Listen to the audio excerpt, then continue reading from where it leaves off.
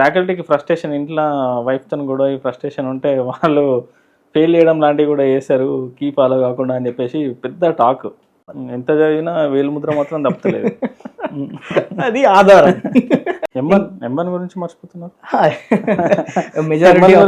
Majority of students వదులుకునేది M1. So ఒక ఇష్యూలో మీరు గవర్నర్ దాకా వెళ్ళాల్సినంత అవసరం ఏమొచ్చింది? యాక్చువల్లీ గవర్నర్ దాకా వెళ్ళాల్సిన అవసరం, గవర్నమెంట్ కూడా దీంట్లో చేయాల్సింది చేసింది రీసెంట్గా. ప్రిడిక్షన్ మీరు చెప్పలేరు కదా, ప్రిడిక్షన్ చెప్తే ఒకవేళ రాంగ్ ఇన్ఫర్మేషన్ అయితే మీకు బ్లేమ్ కదా. అంటే రాంగ్ ఇన్ఫర్మేషన్ అంటే, బట్ యాక్చువల్ స్కాలర్షిప్ ఏంటిదంటే గవర్నమెంట్ నుంచి రిలీజ్ అవ్వాలి. Like from the past 2 years ఈ ప్రాబ్లం ఉంది. సర్టిఫికేట్ లేకుండా అంటే వాళ్ళకు అంటే కాలేజీలో ఏమన్నా సర్టిఫికేట్ ఇవ్వకపోవడం అట్లాంటివి చేస్తున్నారా? ఎగ్జాక్ట్లీ.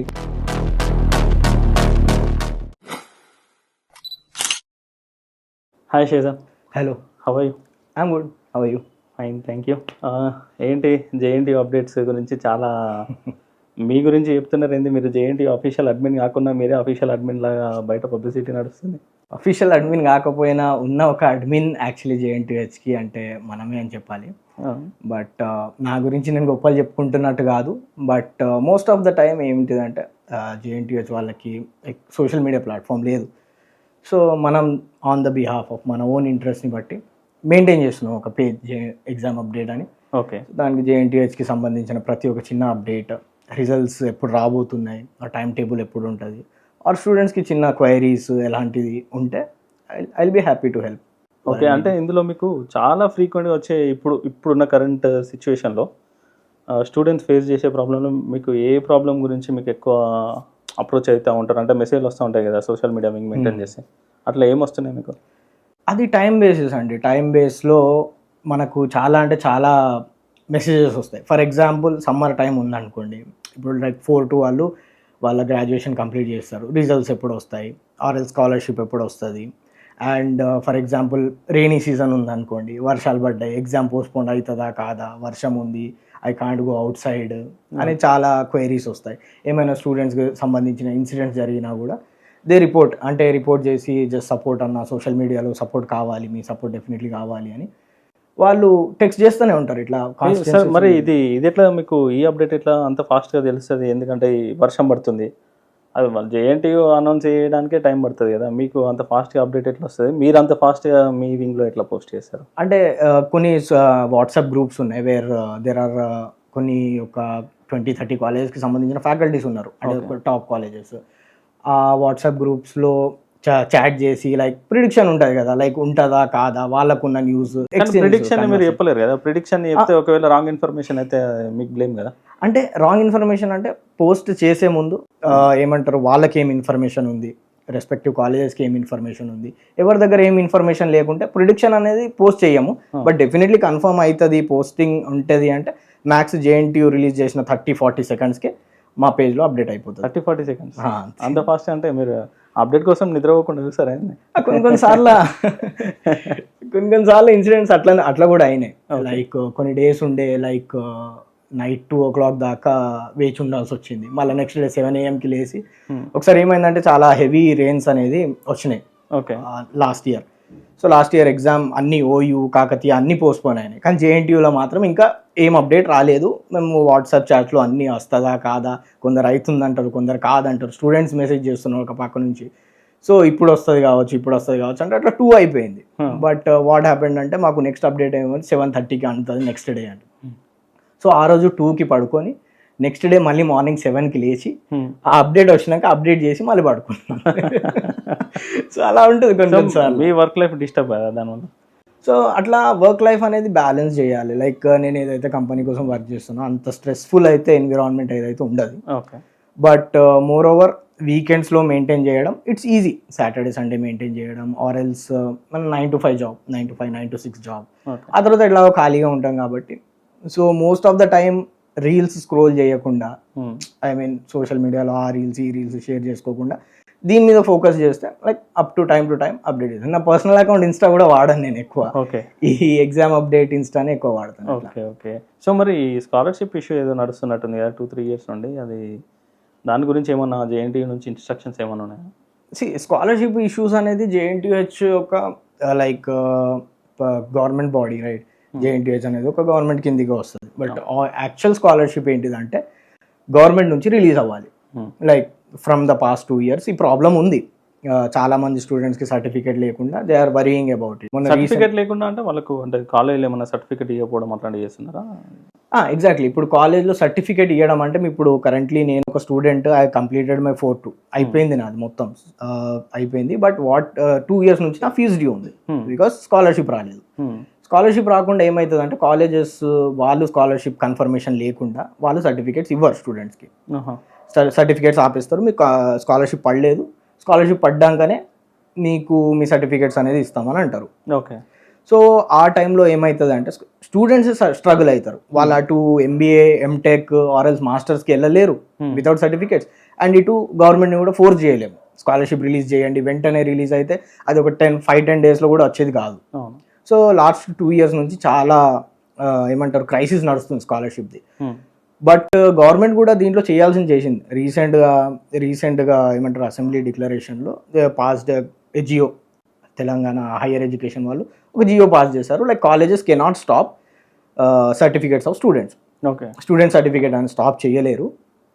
బట్ వాళ్ళ సర్టిఫికేట్స్ ఒకవేళ మీ స్కాలర్షిప్ స్టేటస్ కన్ఫర్మ్డ్ అయితే, బట్ అమౌంట్ పడలేదు అకౌంట్లో, బట్ స్కాలర్షిప్ స్టేటస్ కన్ఫర్మ్ అయితే కాలేజెస్ మీ ఏమంటారు సర్టిఫికేట్స్ని ఆపలేరు అని ఒక జియో లాంచ్ చేశారు. దాని మీద నేను ఇన్స్టాగ్రామ్ వీడియో కూడా చేశాను అండ్ ఆల్వేస్ ఇన్స్టాగ్రామ్లో అది పోస్ట్ కూడా చేశాను. ఓకే. సో దాంతో ఏమైంది అంటే కొందరు కాలేజెస్ ఏం చేశారు, సర్టిఫికేట్స్ ఇచ్చేశారు ఎవరికైతే స్కాలర్షిప్ కన్ఫర్మ్ అయితే. But most of the colleges అనేది సర్టిఫికేట్స్ ఆపి ఇంకా అలానే పెట్టారు. ఇంకా చాలా మంది లాస్ట్ ఇయర్ పాస్ అవుట్ అయిన వాళ్ళకి కూడా ఇప్పటికీ సర్టిఫికేట్స్ రాలేదు. కొన్ని కాలేజెస్లో మేబీ కొన్ని కాలేజెస్లో, ఇంకా కొన్ని కాలేజెస్లో ఇచ్చేశారు. సో ఒక ఇష్యూలో మీరు గవర్నర్ దాకా వెళ్ళాల్సినంత అవసరం ఏమొచ్చింది?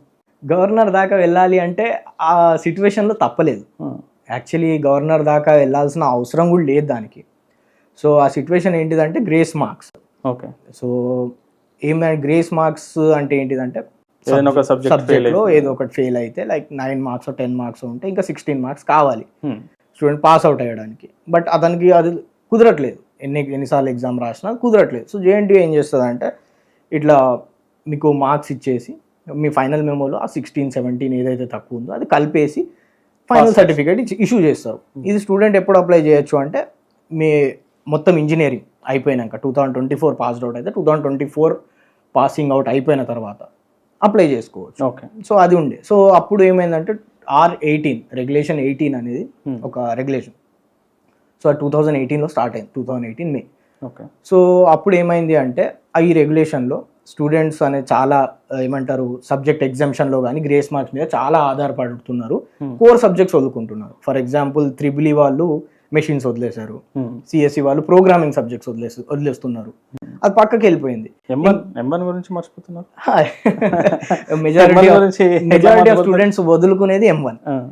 సో అట్లాంటి సబ్జెక్ట్స్ అంటే ఇప్పుడు ఇంజనీరింగ్ అంటేనే మ్యాథ్స్ మీద బేస్ అయి ఉంటుంది. స్టూడెంట్స్ అందరూ M1 వదులుకుంటారు. సో దానివల్ల ఏమవుతుందంటే యూనివర్సిటీ నేమ్ అనేది చాలా తగ్గిపోతుంది, క్వాలిటీ ఆఫ్ ఎడ్యుకేషన్ అనేది తగ్గిపోతుంది. అలా తగ్గిపోయేసరికి ఏమైందంటే వాళ్ళు ఒక డిసిజన్కి ఏమొచ్చారంటే R18 రెగ్యులేషన్ నుంచి గ్రేస్ మార్క్ కానీ సబ్జెక్ట్ ఎగ్జామ్షన్ కానీ ప్రొవైడ్ చేయడం జరగదు అని. ఓకే. కట్ టు 2021 ఇప్పుడు ఎవరైతే 2018లో లైక్ అడ్మిషన్ తీసుకున్న వాళ్ళు పాస్ అవుట్ అవుతారు. ఆ టైంలోనే కదా కరోనా అటాక్ అయింది. 2020 అనేది చాలా హెక్టిక్ ఇయర్ అది. సో మేలో జరగాల్సిన ఎగ్జామ్స్ సెప్టెంబర్లో జరగడం, ఒక్కరోజు స్టూడెంట్స్ 3 exams రాసిన దాంట్లో కూడా ఉంది. మొత్తం ఎగ్జామ్ ప్యాటర్న్ కూడా చేంజ్ అయిపోయింది అప్పుడు. లైక్ R18 నుంచి చేంజ్ అయిందా? R18 నుంచి మనకి గ్రేస్ మార్క్స్ ఇష్యూ అనేది స్టార్ట్ అయింది కదా. R18 నుంచి ఎందుకు స్టార్ట్ అయింది? స్టార్ట్ అవ్వకపోతుండే. But what happened is corona అనేది ఇక మన చేతిలో లేదు, అది అయిపోయింది, కాలేజెస్ అంతా స్టాప్ అయిపోయింది. అండ్ మోర్ ఓవర్ ఏమైందంటే ఎగ్జామ్ ప్యాటర్న్ మొత్తం చేంజ్ అయిపోయింది. ఇంతకుముందు పార్ట్ ఏ పార్ట్ బి ఇచ్చి దీనిలో షార్ట్ ఆన్సర్స్ దీనిలో లాంగ్ ఆన్సర్స్ రాయమని వాళ్ళు.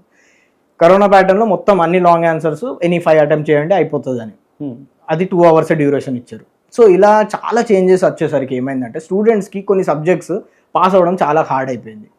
మీరు చెప్పినట్టు M1లో ఒక ప్రాబ్లం ఇచ్చి దానికి 15 మార్క్స్ అని అంటే, ఒకవేళ అది రాలేదు జనరల్ ప్యాటర్న్లో అయితే షార్ట్ ఆన్సర్స్ రాసుకొని పాస్ అవుతారు.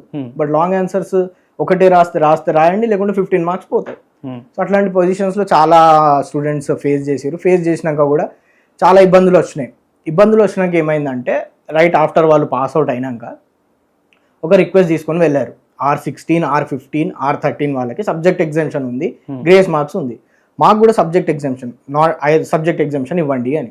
దానికి చాలా ప్రొటెస్టులు జరిగిన తర్వాత ఏమైంది అంటే, అప్పుడు first time grace marks and subject exemption కోసం ప్రొటెస్ట్ చేసినప్పుడు అప్పుడు ఎడ్యుకేషన్ మినిస్టర్ దగ్గరికి వెళ్ళడం జరిగింది.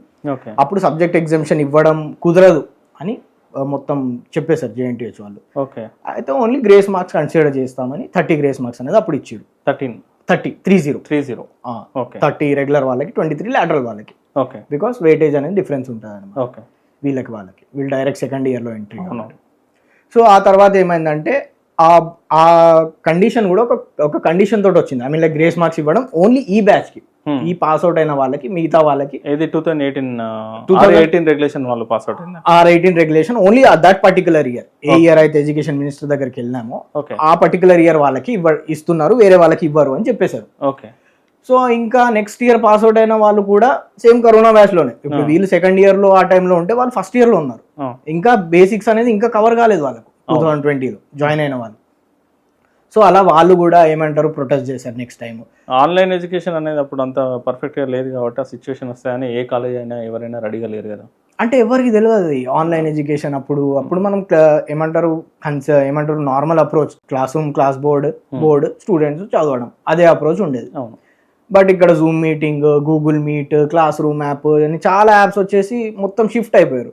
ఫ్యాకల్టీ కూడా అర్థమయ్యేసరికి కొంచెం టైం పట్టింది. దాంట్లో ఈ టైం మొత్తం వెళ్ళిపోయింది, స్టూడెంట్స్ ఎగ్జామ్ వచ్చేసినాయి.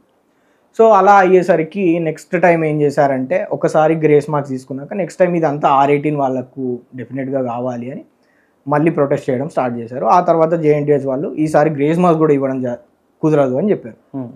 కుదరదు అని చెప్పిన తర్వాత ఏమైందంటే, అప్పుడు కాంగ్రెస్ లీడర్స్ మా సపోర్ట్లోకి వచ్చారు. అప్పుడు ఆ తర్వాత BJP లీడర్స్ కూడా సపోర్ట్లోకి వచ్చి వాళ్ళ సపోర్ట్ తీసుకొని ఆన్లైన్ సోషల్ మీడియాలో ఎడ్యుకేషన్ మొత్తం ట్వీట్స్ ద్వారా వేరే వాళ్ళకి తెలియజేయడం. ఎందుకంటే JNTH అనేది పర్టికులర్ ఒక డొమైన్ అంతే, అంటే ఓన్లీ JNTH లో చదివిన వాళ్ళకే తెలుసు, అది వేరే వాళ్ళకి తెలియదు. ఇక్కడ మీకు ఎడ్యుకేషన్ మినిస్టర్ దగ్గర 1 year కి ఎగ్జామ్షన్ వచ్చేసింది, దాని తర్వాత గవర్నర్ దగ్గరికి ఎందుకు వెళ్ళారు? ఎగ్జామ్షన్ రాలేదండి, గ్రేస్ మార్క్స్ వచ్చినాయి. అదే ఆ గ్రేస్ మార్క్స్ వచ్చినాయి అంటే వాళ్ళు పెట్టిన రూల్ కి ఎగ్జామ్షన్ వచ్చి మీకు గ్రేస్ మార్క్స్. ఆ తర్వాత next simultaneous next year December లో తీసేసారు. ఇక గ్రేస్ మార్క్స్ అనేది ఉండవు, తీసేసారు. ఆర్ఎస్ 9-7 ఇవ్వగలం మ్యాక్స్ టు మ్యాక్స్ అంతే. సో అది స్టూడెంట్స్కి ఎలా అనిందంటే, వాళ్ళు R18 రెగ్యులేషన్, మేము R18 రెగ్యులేషన్, వాళ్ళు కరోనాలో సఫర్ అయ్యారు, మేము సఫర్ అయినాం. వాళ్ళు ఎలాగైతే సెకండ్ ఇయర్ ఎగ్జామ్స్ రాశారు, మేము కూడా ఫస్ట్ ఇయర్ ఎగ్జామ్స్ అట్లనే రాసినాం. సో ఇది అంతా సేమ్ ఉంది. బట్ వాళ్ళకి ఇచ్చి మాకు ఇవ్వకపోవడం ఏంటిదని స్టూడెంట్స్ ప్రొటెస్ట్ చేయడం జరిగింది.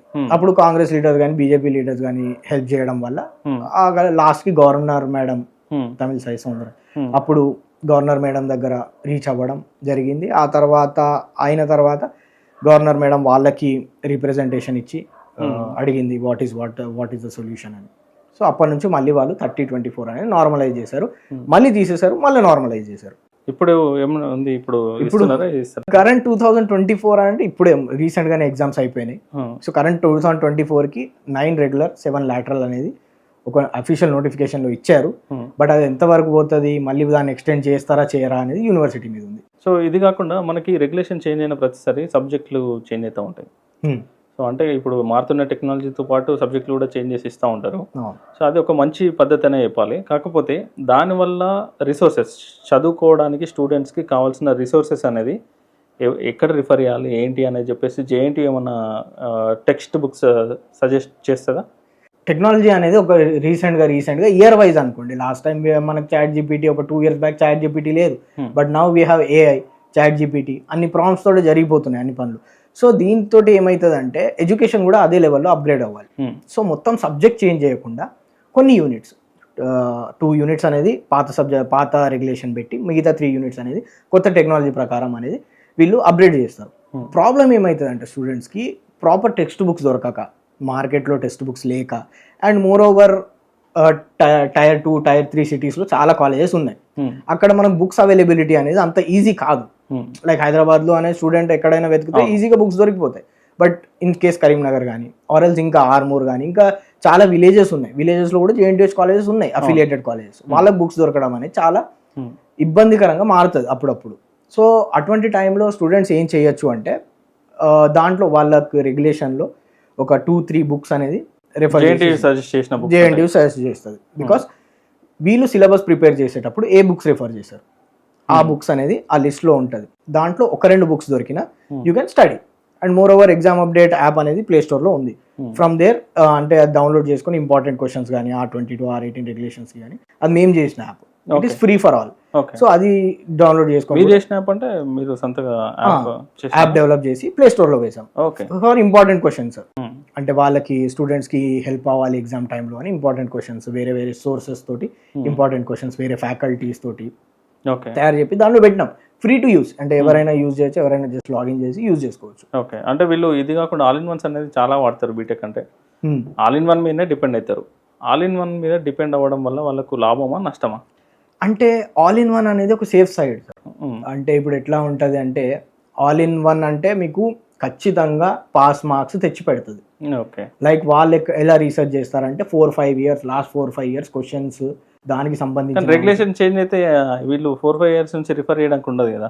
రెగ్యులేషన్ చేంజ్ అయినప్పుడు ఫస్ట్ ఇయర్ అనేది మీకు చాలా ప్రాబ్లం అవుతుంది. బుక్స్ మార్కెట్లో అవైలబుల్ ఉండే చాలా బుక్స్ ఇప్పటికి కూడా అవైలబుల్ గా లేవు అనుకుంటున్నా నాకు తెలిసి. ఓకే, పబ్లిషర్స్ ఉన్నారు బట్ వాళ్ళకు కూడా కొంచెం టైం కావాలి అర్థం చేసుకోవడానికి, ప్యాటర్న్ తెలవాలి కదా, ప్యాటర్న్ తెలవాలి first of all.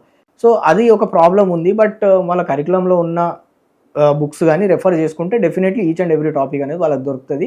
And more over all in once అనేది రెఫర్ చేయడం వల్ల యూజ్ ఏంటిదంటే డెఫినెట్లీ యూ విల్ పాస్ అయితే అవుతారు. 26 or 21 what ever the passing mark is మీరు దాంట్లో చదువుకొని. మీరు పాస్ మార్క్ అది అని చెప్తున్నారు. పాస్ మార్క్స్ అంటే కరెక్షన్ ప్రాసెస్ ఎట్లుంటుంది అసలు జేఎన్టీది?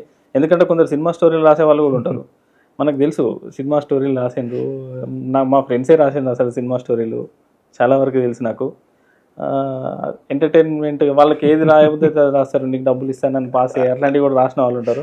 ఇవన్నీ జిమ్మికలు చేసిన వాళ్ళు ఉంటారు. అసలు కరెక్షన్ ప్రాసెస్ ఎట్లుంటుంది? కరెక్షన్ ప్రాసెస్ అనేది ముందు ఆఫ్లైన్లో జరిగేది కంప్లీట్. లైక్ ఫ్యాకల్టీ జేఎన్టీహెచ్కి వెళ్ళడం కానీ అక్కడ ఒక 4-5 days స్టే చేసి కంప్లీట్లీ బండిల్స్ అన్ని మొత్తం కరెక్షన్ చేసి అన్ని బండిల్స్ అయిపోయినాక వాళ్ళు రిటర్న్ కాలేజెస్కి వచ్చేటప్పుడు. మళ్ళీ సేమ్ కోవిడ్ తర్వాత అన్ని మారినాయి. ఇన్ఫాక్ట్ కరెక్షన్ కూడా మారింది, ఆన్లైన్ ఆఫ్లైన్. ఆన్లైన్ ఎట్లా చేసేవాళ్ళు కరెక్షన్? ఆన్లైన్లో మీకు మీరు ఒక ఫ్యాకల్టీ అనుకోండి, మీకు ఒక లాగిన్ ఐడి ఇస్తారు, మీరు రిజిస్ట్రేషన్ చేసుకోవాలి యూనివర్సిటీకి వెళ్ళి. మీకు ఒక థంబ్ డివైస్ అనేది ఉంటుంది కదా, బయోమెట్రిక్ డివైస్, అది మీరు పర్చేస్ చేసుకోవాలి. ఎంత చదివినా వేలుముద్ర మాత్రం తప్పలేదు. అది ఆధార్ అంతే కదా. ఈవెన్ ఫర్ ఆధార్ కి మనకు వేలుముద్ర. ఎంత పెద్ద కంపెనీకి పోయినా నువ్వు ఎంత చదువుకున్నా ఎంత క్వాలిఫైడ్ అయినా ఎంత పెద్ద జాబ్ వచ్చినా వేలుముద్ర కంపల్సరీ. సో మీ బయోమెట్రిక్ తీసుకొని మీకు రిజిస్ట్రేషన్ ఐడి అండ్ పాస్వర్డ్ ఇస్తారు. సో మీరు ఏ సబ్జెక్ట్స్లో ఇంట్రెస్ట్ ఉంది, మీరు ఏ సబ్జెక్ట్ చెప్పగలరు. మీరు కాలేజ్ డేటా ప్రకారం వాళ్ళ దగ్గర డేటా ఉంటుంది, మీరు ఏ సబ్జెక్ట్ ఏ ఇయర్ ఏ సబ్జెక్ట్ తీసుకున్నారు అనేది కాలేజ్ లాగిన్లో కాలేజ్ వాళ్ళు అప్డేట్ చేస్తారు, వాళ్ళకు అక్కడ అప్డేట్ అయి ఉంటుంది. ఓకే, మీరు ఇప్పుడు ఫర్ ఎగ్జాంపుల్ మీరు ఫ్యాకల్టీ ఉన్నారు, లాస్ట్ 4 years నుంచి మీరు ఏ సబ్జెక్ట్ చెప్తున్నారో వాళ్ళకి ఇన్ఫర్మేషన్ ఉంటుంది. ఆ ఇన్ఫర్మేషన్ ప్రకారం అలాట్మెంట్ అనేది జరుగుతుంది. పేపర్స్ స్కాన్ కాపీస్, మీ పేపర్స్ 32 పేపర్స్ ఉంటాయి. వాళ్ళు అక్కడ నుంచి స్కాన్ చేసి వీళ్ళకు ఐడి ఆ పర్టికులర్ ఐడి వాళ్ళకి సెండ్ చేస్తారు, అప్లోడ్ చేస్తారు. అండ్ ప్రతి ఒక్క ఫ్యాకల్టీకి మెసేజ్ పోతుంది, if you are interested you can login and you can correction చేయొచ్చు. అంటే ప్రతి పేపర్కి ఇంత అమౌంట్ అనేది ఒక ఫిక్స్ అమౌంట్ ఉంటుంది. That faculty will receive. Okay, so కొందరు ఫ్యాకల్టీకి ఫ్రస్ట్రేషన్, ఇంట్లో వైఫ్తో కూడా ఈ ఫ్రస్ట్రేషన్ ఉంటే వాళ్ళు ఫెయిల్ చేయడం లాంటివి కూడా చేస్తారు, కీ ఫాలో కాకుండా అని చెప్పేసి పెద్ద టాక్. అది డిపెండ్ టాక్ కాదు, రియాలిటీలో ఫేస్ చేస్తాం మేము అని చెప్పే వాళ్ళు కూడా ఉంటారు. ఈ బీటెక్ లైఫ్ అంటే ఒక రకంగా మూవీలో చూపించినట్టే ఉంటుంది కదా. అంతే ఆల్మోస్ట్. బట్ ఏమంటే మీ ఎక్స్ట్రా కరిక్యులర్ యాక్టివిటీస్, బయట తిరగడాలు, ఫ్రెండ్స్ తోటి అవి ఒక్కటి తప్పించి మిగతా అన్ని అట్లనే ఉంటాయి. బట్ ఫ్రస్ట్రేషన్ అంటే ఏంటిదంటే ఇప్పుడు మీ వర్క్ మీరు ఎలా చేస్తున్నారో మీకు తెలుస్తుంది, అది మీరు కరెక్ట్ చేస్తున్నారా రాంగ్ చేస్తున్నారా అనేది మీకు తెలుస్తుంది. లైక్ కొన్నిసార్లు మనం 3 బ్యాడ్ ఉండొచ్చు, 2 మార్క్స్ దగ్గర 1 మార్క్ వేయచ్చు, అటువంటి ఇన్సిడెంట్స్ అవుతాయి. బట్ ఏంటిదంటే మనం మెషిన్ కాదు కదా, మన ఇమోషన్స్ అనేది మనం క్యారీ చేస్తాం అన్నట్టు వర్క్ లో కానీ. అప్పుడప్పుడు మనం చూస్తాం క్లాస్ లో ఫ్యాకల్టీ ఒకటేసారి ఒకటేసారి కోపంకి వచ్చేస్తాడు వితౌట్ సమ్ సిల్లీ రీజన్స్. అది మేబీ చాలా ఫ్యాక్టర్స్ ఉండొచ్చు దానికి, ఎక్స్టర్నల్ ఫ్యాక్టర్స్. ఆ ఎక్స్టర్నల్ ఫ్యాక్టర్స్ ఉండొచ్చు. ఏం జరిగింది మీటింగ్స్ లో, ఏం జరిగింది కాలేజ్ మీటింగ్స్ లో, ఏం జరిగింది అది మనం ఏం చెప్పలేము. సో అయితే వీళ్ళకి ఖచ్చితంగా కీ ఫాలో కావాలని ఉంటుంది కదా. సో వాళ్ళు ఏ ఫ్రస్ట్రేషన్ లో ఉన్నా ఆ కీ చూసుకొని ఆ కీ ప్రకారం కరెక్షన్ చేయాలి కదా. సో డెఫినెట్లీ వాళ్ళకు ఒక కీ అనేది ఇస్తారు. ఏ కీ మళ్ళీ ఎక్కడి నుంచి వస్తుంది అంటే ఏదైతే JNTH రెఫరెన్స్ బుక్స్ ఇచ్చారో 4-5 ఓకే, వాళ్ళు కరికులం లో ఇచ్చిన బుక్స్ మాత్రమే బేస్ చేసుకొని వీళ్ళు key generate చేస్తారు. ఇస్తారు. సో కొన్ని సార్లు వాళ్ళు మ్యాథ్స్ టు మ్యాథ్స్ వాళ్ళు కీ చూసే కరెక్షన్ చేస్తారు. If your answer is completely miss match అంటేనే 0 ఇస్తారు. మిస్ మ్యాచ్ అంటే వీళ్ళు ఆ 4 బుక్స్ కాకుండా డిఫరెంట్ బుక్స్ ఎవరైనా రిఫర్ చేసిన వాళ్ళు డిఫరెంట్ గా రాస్తారు కదా. సో వాళ్ళ పరిస్థితి ఏంటి? అది ప్రాబ్లం. అది ఏమంటారు, ఈ లెవెల్ ఆఫ్ కమ్యూనికేషన్ కొంచెం అంటే మారాలి. ఇప్పుడు ఎట్లా అంటే వాళ్ళు ఏ బుక్స్ అయితే రెఫర్ చేస్తారో వాళ్ళ తరపు నుంచి వాళ్ళ సిలబస్ కాపీలో ఇచ్చేస్తారు కంప్లీట్లీ. మనం ఏ బుక్స్ రెఫర్ చేస్తున్నాం అనేది మన ఇష్టం మీద ఉంటుంది. బికాస్ ఆఫ్ మన ఈస్ నుంచి మనం రెఫర్ చేస్తాం, మేబీ ఆల్ ఇన్ వన్ కానీ. కాకపోతే స్టూడెంట్స్ మాత్రం JNTU ఇచ్చిన బుక్స్ ఫాలో అయితే పాస్ అయితే చాలా ఎక్కువ ఉంటాయి. పాస్ గా స్కోరింగ్ స్కోర్ చేయడానికి కూడా ఛాన్సెస్ ఎక్కువ ఉంటాయి. సో వీళ్ళు సంత తెలివితేటలు చూపిస్తే కొంచెం ప్రాబ్లం అవుతుంది అంటారు. అంటే ఈజీ వే, ఎవరైనా ఈజీ వే ఎన్నుకుంటారు కదా.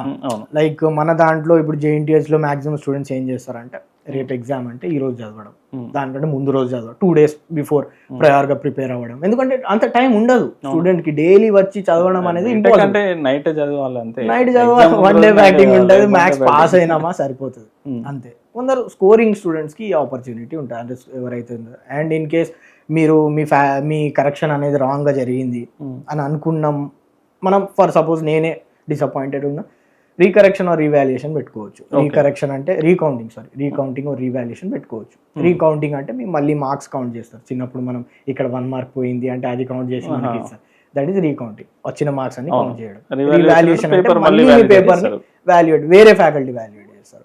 దానికి దీనికి ఇంత పర్సెంటేజ్ ఆఫ్ మార్క్స్ తేడా వస్తేనే మీ రిజల్ట్ చేంజ్ అవుతుంది. ఓకే, ఇంత పర్సెంటేజ్ అంటే ఎంత మినిమం పర్సెంటేజ్ తేడా ఉంటుంది. ఇప్పుడు 1-2 marks చేంజ్ ఉంటే చేయరు. ఈవెన్ ఫర్ ఎగ్జాంపుల్ ఇప్పుడు R18 రెగ్యులేషన్ ఉంది కదా, 11 marks చేంజ్ అవ్వాలి ఓవరాల్ రిజల్ట్. ఫర్ ఎగ్జాంపుల్ ఇప్పుడు మీకు 20 marks వచ్చినాయి, నెక్స్ట్ ఇప్పుడు మీరు రీవాల్యుయేషన్ పెట్టినప్పుడు 31 రావాలి. 27 వచ్చినా వాళ్ళు కన్సిడర్ చేయరు. 27 వచ్చినా కన్సిడర్ చేయరు. ఇన్ కేస్ ఇఫ్ మీకు 27 వచ్చింది యు ఆర్ పాస్, 26 కే పాస్, మీకు 27 వచ్చినాయి రీవాల్యుయేషన్ చేస్తే. బట్ అదో రూల్, ఆ రూల్ ని వాళ్ళు ఫాలో అవుతారు. అంటే మినిమం ఎన్ని మార్క్స్ వస్తే యాడ్ చేస్తారు? R18 వాళ్ళకి 11 marks, R22 వాళ్ళకి 7 marks. కొన్ని లెవెల్ ఆఫ్ మిస్కమ్యూనికేషన్స్ ఉన్నాయి దీంట్లో. సినిమా స్టోరీలు రాసిన పాస్ అవుతాం, ప్లీజ్ పాస్ మీ సార్ అనేది పాస్ అవుతాం. సో అట్లాంటప్పుడు ఏమవుతుంది అంటే ప్లీజ్ పాస్ మీ సార్ అని రాసిన వాడు ఆన్సర్స్ రాసి పాస్ అవ్వచ్చు, జస్ట్ లాస్ట్కి ఒక లైనే, అది మేబీ ఫ్యాకల్టీ మిస్ చేయొచ్చు కరెక్షన్ చేసేవాడు.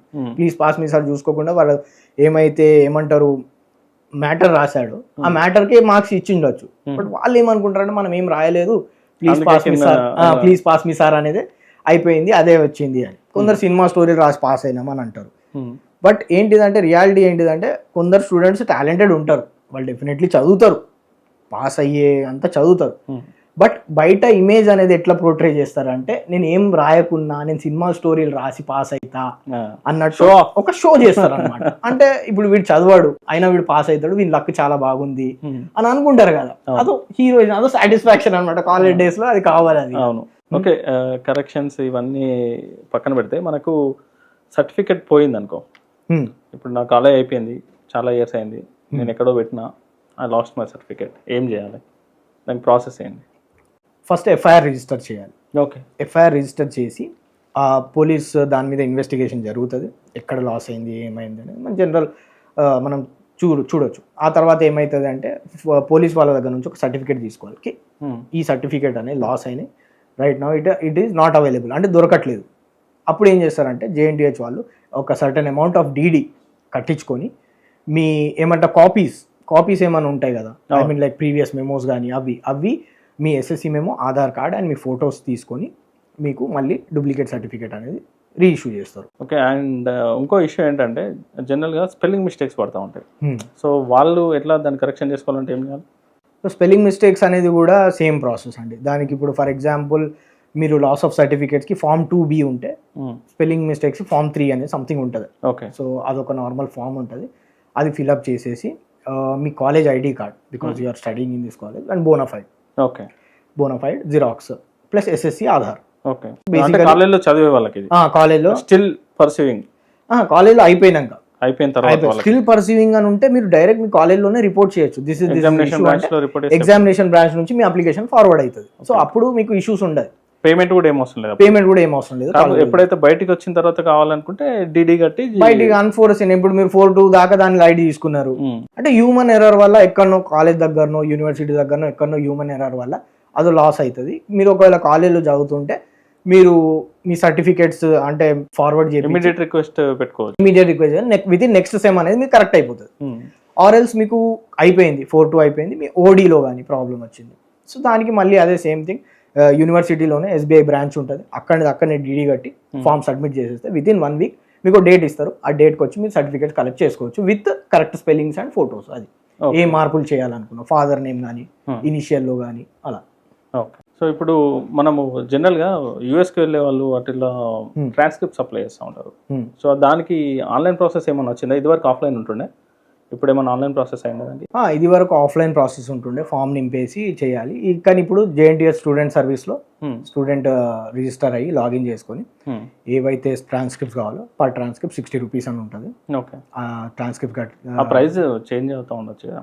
చేంజ్ అవుతూ ఉండొచ్చు, but last time currently it's fixed price అంత ఉండే 60 రూపీస్ అనేది ఉండే పర్ ఎన్ని కావాలో అంత అమౌంట్. మీకు కాపీస్ కూడా ఎన్ని నెంబర్ ఆఫ్ కాపీస్ ఎన్ని కాపీస్ కావాలి అది కూడా మెన్షన్ చేసి ఇస్తే వాళ్ళు మీకు ఇస్తారు. 2 ఆప్షన్స్ ఆన్లైన్ పేమెంట్ చేయొచ్చా? ఆన్లైన్ పేమెంట్ చేసి 2 ఆప్షన్స్ ఉంటాయి మీకు. ఒకటి బై హ్యాండ్ యూనివర్సిటీకి వెళ్ళి కలెక్ట్ చేసుకోవడం, ఇంకోటి డీడీ ఐ మీన్ లైక్ ఇంటికి డెలివరీ చేయడం కొరియర్ త్రూ. అంటే బై హ్యాండ్ అంటే తొందరగా వచ్చేస్తుంది, మీరే రెస్పాన్సిబిలిటీ కాబట్టి వెళ్ళి తీసుకోవాలి. ఒక డే ఉంటుంది మీకు మెసేజ్ వస్తుంది, ఆ డేకి వెళ్ళి తీసుకోవాలి. ఆల్స్ డెలివరీ అంటే మీకు తెలుసు ఇక ఎంత ల్యాగ్ అవుతుంది, ప్రొఫెషనల్ డెలివరీ అంటే కొంచెం లేట్ డెలివరీ ఉంటుంది, కొరియర్ సర్వీస్. యూనివర్సిటీ వాళ్ళు కూడా అంత ఫాస్ట్ డెలివరీ ఇయ్యారు కాబట్టి నార్మల్ వేసిస్తారు, అది కొంచెం డిలే పడుతుంది. ఓకే, అది కాకుండా మనకి జేఎన్టీయూలో గ్రీవెన్సెస్ ఉంటుంది. సో ఇప్పుడు జనరల్గా గ్రీవెన్సెస్ని ఎవరు అంటే స్టూడెంట్స్ ఎవరైనా అన్నెసెసరీగా కాలేజీలో ఫీ తీసుకుంటారు, రిసీట్ ఉండదు ఏముండదు అలాంటివి తీసుకోవడము, లేకపోతే రిసీట్ ఇచ్చి జేఎన్టీకి కట్టాలి అని చెప్పి తీసుకోవడము ఇలాంటివి చేస్తూ ఉంటారు. సో మనం ఇది చాలా ఫ్రీక్వెంట్గా చూస్తున్నాం ఈ మధ్య. సో వీళ్ళు గ్రీవెన్సెస్ త్రూ కంప్లైంట్ రేజ్ చేస్తే వాళ్ళకు స్టూడెంట్కి ఏమైనా బెనిఫిట్ అవుతుందా? బెనిఫిట్ అనేది ఏముండదండి. ఫర్ ఎగ్జాంపుల్ ఇప్పుడు గ్రీవెన్సెస్ ఉందంటే మీకు ఏదో ప్రాబ్లం ఉంది అనమాట. సో మీకు ప్రాబ్లం ఉంది అంటే మీరు you can same thing student సర్వీస్లో లాగిన్ చేసేసి కరెంట్ స్టూడెంట్ అయినా కూడా రిజిస్టర్ చేసుకుంటే సరిపోతుంది with hall ticket number. Okay, so current student కూడా లాగిన్ చేసుకొని మీ గ్రీవాన్సెస్ ఏదైతే గ్రీవాన్సెస్ ఉన్నదో మీకు ఏం ఇష్యూ ఉంది విత్ ప్రూఫ్స్. ఎవరికైనా సొల్యూషన్ వచ్చింది అట్లా? అంటే ఇప్పుడు ఒక XYZ అంటే రీసెంట్గానే జరిగిన ఇన్సిడెంట్ అది. కండోనేషన్ ఎక్కువ కలెక్ట్ చేస్తున్నారు, 8,000 9,000 అనే కండోనేషన్ కలెక్ట్ చేస్తుంటే అతను ఏం చేశాడు, JNTH కంప్లైంట్ చేశాడు. JNTH మళ్ళీ దాని మీద యాక్షన్ తీసుకొని కాలేజ్ని అడిగిందనమాట, వాట్ ఈస్ దిస్ అని, ఈ ఫీజెస్ ఎందుకు కలెక్ట్ చేస్తున్నారు అని. ఓకే, మరి ఇప్పుడు ఆ స్టూడెంట్కి ఐడెంటిటీ రివీల్ చేసిందా చేయకుండా అడిగిందా?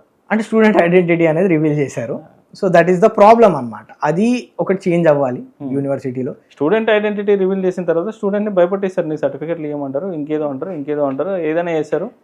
స్టూడెంట్తో మళ్ళీ లేదు అది బై మిస్టేక్ అది అని చెప్పేసి స్టూడెంట్స్ భయపడి చెప్పేశారు. సో అందులో కొంచెం చేంజ్ రావాలి, బికాజ్ ఎవరైతే చేశారో అంటే అది మనకు తెలియకుండా చేయాలి. అది కొంచెం ఇంకా స్ట్రాంగ్ అయితే బాగుంటుంది. ఓకే, సపోజ్ ఇప్పుడు నేను స్టూడెంట్ని కాదు, అయిపోయింది ఎప్పుడు అవుట్ సైడ్ ఒక 4-5 స్టూడెంట్ నా దగ్గరికి వచ్చి ఇట్లా జేఎన్టీలో మాకు ఇట్లా కండోనేషన్ చేస్తున్నారు అని అంటే నేను రిపోర్ట్ చేయొచ్చా? డెఫినెట్లీ అండి, యాజ్ అన్ అవుట్ సైడర్. అంటే మీరు హాల్ టికెట్ నెంబర్తోనే రిజిస్టర్ చేసుకోవచ్చు అన్నారు కదా, నాకు హాల్ టికెట్ నెంబర్ ఉండదు కదా. మీరు మెయిల్ చేయొచ్చు సేమ్ JNTH.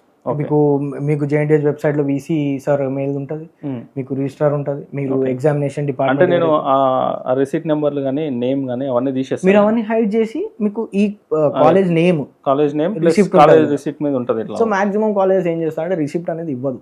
ఇలాంటి మిస్లినియస్ ఫీజెస్ వసూలు చేసినప్పుడు రిసిప్ట్ అనేది చాలా మటుకు ఉండదు.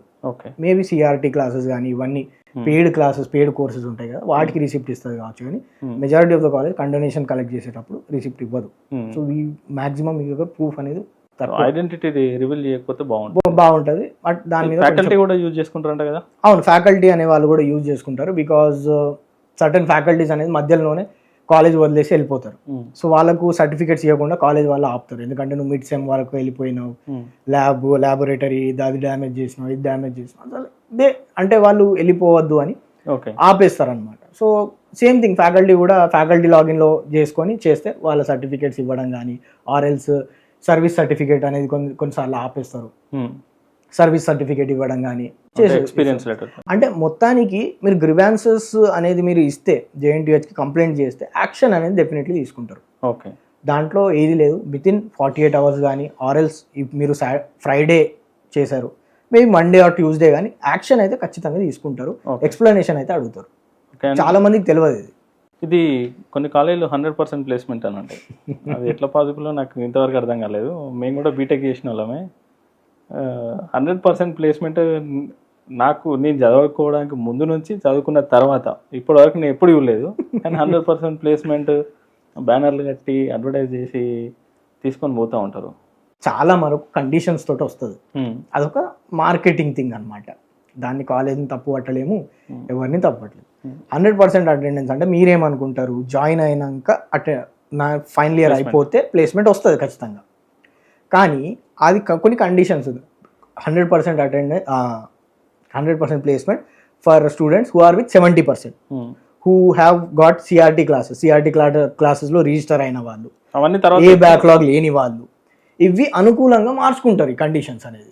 ఇప్పుడు ఫర్ ఎగ్జాంపుల్ మీకు ఏ బ్యాక్లాగ్స్ లేవు, మీరు సిఆర్టీ క్లాసెస్ అటెండ్ చేశారు, బట్ మీకు 65% ఉంది, మీకు ప్లేస్మెంట్ ఎందుకు రాలేదు అంటే మీకు 70% లేదు కదా అంటారు. సో 80 లేదా, మేబీ 80 ఉన్నోనికి మీరు ఏం చెప్పొచ్చు, 85% ఉన్న వాళ్ళనే తీసుకుంటారు, వాళ్ళు కంపెనీ మీద డిపెండ్ అయి ఉంటుంది, మేమేం చేయలేము అని అంటారు.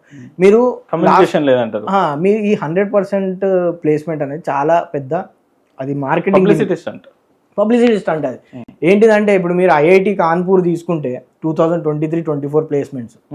ఐఐటి అంటే దట్ ఈస్ మొత్తం ఇక టాప్ ఇండియాలో ఇంజనీరింగ్ కాలేజ్, దానికంటే లెవెల్ పైన అయితే లేదు. ఐఐటి కాన్పూర్ ఎగ్జాంపుల్ తీసుకుందాం. సిఎస్సిలో 2023-24లో వాళ్ళకే ప్లేస్మెంట్ 96% ఉంది. అంటే 100 మెంబర్స్ రిజిస్టర్ చేసుకుంటే 4 మెంబర్స్కి రాలేదు. బట్ మన కాలేజెస్ ఏం చేస్తున్నారంటే 100% ప్లేస్మెంట్స్ అంటున్నారు. అది ఎట్లా అనేది అది పాసిబుల్ కాదు. మ్యాక్సిమం అంటే మీరు రిజిస్ట్రేషన్స్ అయ్యి ఫర్ ఎగ్జాంపుల్ 10 స్టూడెంట్స్ని రిజిస్టర్ చేయించుకున్నారు ప్లేస్మెంట్ డ్రైవ్లో, ఒక డ్రైవ్లో ఆబ్వియస్లీ 10 స్టూడెంట్స్కి వచ్చింది. దాన్ని మనం 100% టెక్నికలీ 100% అనొచ్చు దాన్ని, బట్ ఓవరాల్గా చూసుకుంటే 100% కాదు. 10 స్టూడెంట్స్ తోటి 10 టాపర్ స్టూడెంట్ని తీసుకుంటారు, వాళ్ళు ఇంగ్లీష్లో మాట్లాడండి, మీ కమ్యూనికేషన్ స్కిల్స్ చూపెట్టండి, మీ కోడింగ్ స్కిల్స్ చూపెట్టండి, మీకు ప్లేస్మెంట్ వచ్చేస్తుంది అని అంటారు. కంపెనీస్ కూడా జనరల్ చూసుకుంటారు. 10 people రిజిస్టర్ చేసి 10 people జాబ్ కొడుతుంది అని 100% అనలేం కదా. టెక్నికలీ 100% అంటాం, కానీ యాక్చువల్లీ అది 100% కాదు. సో వీళ్ళు కాలేజ్ జాయిన్ అయ్యేటప్పుడు చూసుకోవాల్సింది అది కాదు, ల్యాబ్స్ ఉన్నాయా, ఫ్యాకల్టీ ఉందా, లైబ్రరీ ఉందా, అసలు కాలేజ్ ఎట్లుంది, క్లాస్ రూమ్స్ ఉన్నాయా. చాలా మంది స్టూడెంట్స్ ఏం చేస్తారంటే ఈ స్కామ్కే పడిపోతారు, ఈ మార్కెటింగ్ జిమ్కే పడిపోతారు. ఏంటిదంటే 100% ప్లేస్మెంట్ వస్తుంది, నేను ఇప్పుడు అడ్మిషన్ తీసుకున్నా ఏదైనా బ్రాంచ్లో అంటే నేను ఫైనల్ ఇయర్ వరకు నాకు 4 years, నెక్స్ట్ 4 years పేరెంట్స్ కూడా పడిపోతారు. మీద చూడండి ఇప్పుడు జేఎన్టీహెచ్లో అంటే నేను చెప్పినట్టు Tier 2, Tier 3 సిటీస్లో ఉన్నారు. పేరెంట్స్ అంతా ఎడ్యుకేటెడ్ పర్సన్స్ కాదు, వాళ్ళు ఆ బ్యానర్ ఆ హోల్డింగ్స్ చూసే వస్తారు. మీరు ఏదైనా ఇప్పుడు చూస్తే అడ్వర్టైజ్మెంట్ ఎడ్యుకేటెడ్ పేరెంట్స్ కూడా ఫుల్ చేస్తారు. ఈజీ అడ్వర్టైజ్మెంట్ మార్కెటింగ్ లెవెల్ అనేది, ఎందుకంటే చాలా ఇయర్స్ నుంచి వాళ్ళు అక్కడనే దాంట్లోనే ఉన్నారు కాబట్టి అది చేస్తారు. బట్ స్టూడెంట్స్ నోట్ చేసుకోవాల్సింది, ఎవరైతే అడ్మిషన్ తీసుకోవాలనుకుంటున్నారో 100% ప్లేస్మెంట్స్ కాదు. కాలేజ్ ఇన్ఫ్రాస్ట్రక్చర్ ఎట్లుంది, కాలేజ్ ఎంతమందిని ప్లేస్ చేయించి ఎంతమంది జాబులు చేస్తారు, ఎంతమంది ఫ్యాకల్టీ రేషియో ఉంది, ఎంతమంది స్టూడెంట్స్కి ఎంతమంది ఫ్యాకల్టీ ఉన్నారు, ఎలాంటి స్కిల్స్ అనేది మనం ఈ 4 yearsలో డెవలప్ చేసుకుంటున్నాం. కమ్యూనికేషన్ స్కిల్స్ కానీ, ఇంటర్పర్సనల్ స్కిల్స్ కానీ, ఏదైనా కోడింగ్ స్కిల్స్ కానీ, ఏదైనా స్కిల్స్ అలా బయట చాలా ఉంటాయి ఆపర్చునిటీస్. కాలేజ్ ఒక్కటే ప్లేస్ చేయాల్సింది కాదు, మెయిన్ అనేది మనం మన స్కిల్స్ అనేది ఎంత డెవలప్ చేసుకుంటున్నాం అనేది ఇంపార్టెంట్ అంతే. Okay, that was very nice talking to you. Yeah, thank you very much.